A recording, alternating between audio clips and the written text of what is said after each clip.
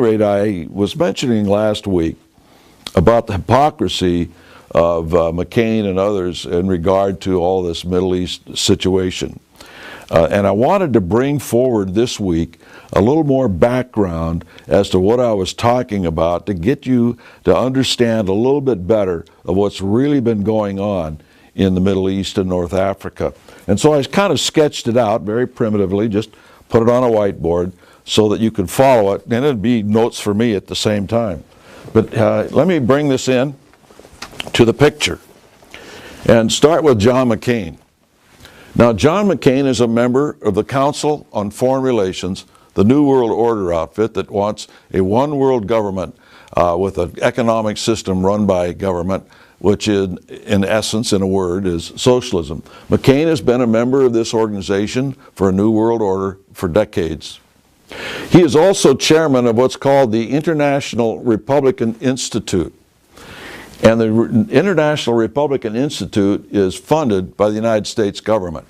Now, the State Department has always had a member of the CFR in charge of the State Department. And the State Department funds the National Endowment for Democracy. Now, the National Endowment for Democracy, in turn, funds the International Republican Institute. It also funds Freedom House, and it also funds the National Democratic Institute. Now, if these three institutions weren't doing what this institution wanted, they wouldn't be funded. And if this institution wasn't doing what the government wanted, they wouldn't be funded. So there's not a direct arrow from the State Department to these organizations. They do it by a carom movement through the Endowment for Democracy. Now, these three organizations had agents in Egypt.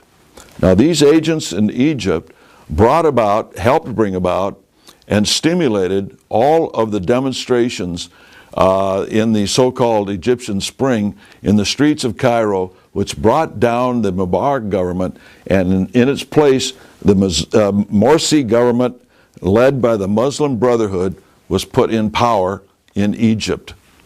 It became so obvious very quickly that this was a very leftist, militant, so-called Muslim organization that the secular military performed a coup. Now, keep in mind, what happened here, by the way, these agents were arrested by the Mubarak government because it was obvious that these agents of these organizations had brought about these riots and the downfall of Mubarak.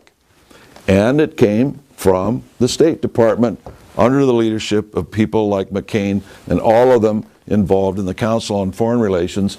He's the Council on Foreign Relations chairman, Council on Foreign Relations chairman of Freedom House, Council on Foreign Relations chairman of the National Democratic Institute. So they arrest these people. McCain and others raise a hue and cry that they have stifled freedom and so on and so forth, and these poor individuals in Egypt, these Americans, needed to be brought to the United States and get away from this oppressive military government that had arrested them after just between the time that Mubarak fell and the elections were held. So they brought these agents back to the United States, but afterward they were tried under the military coup and found guilty. Now they can never go back to Egypt. And they were found guilty of bringing about these riots and street demonstrations that overthrew the government. Then they became obvious that they were jihadists. The military took over again. And as soon as the military took over again, McCain went back to Egypt with Graham, demanding that democracy be restored in Egypt. Now, what is democracy in Egypt?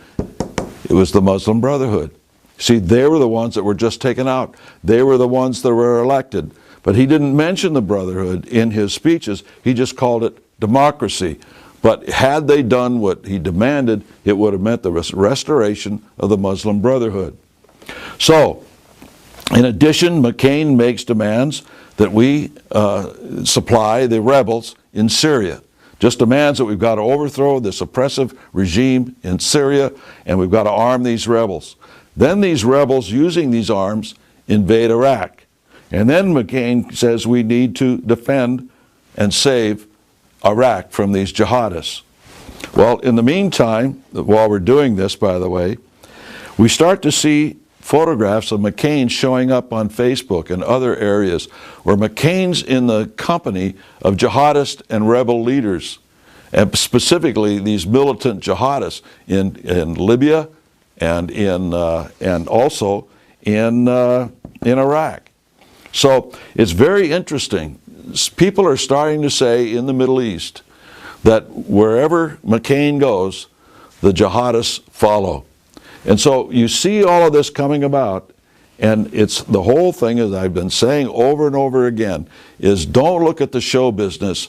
Please understand what the main program is here, and that is back to the Council on Foreign Relations and its members that want a new world order. That's what this is all about.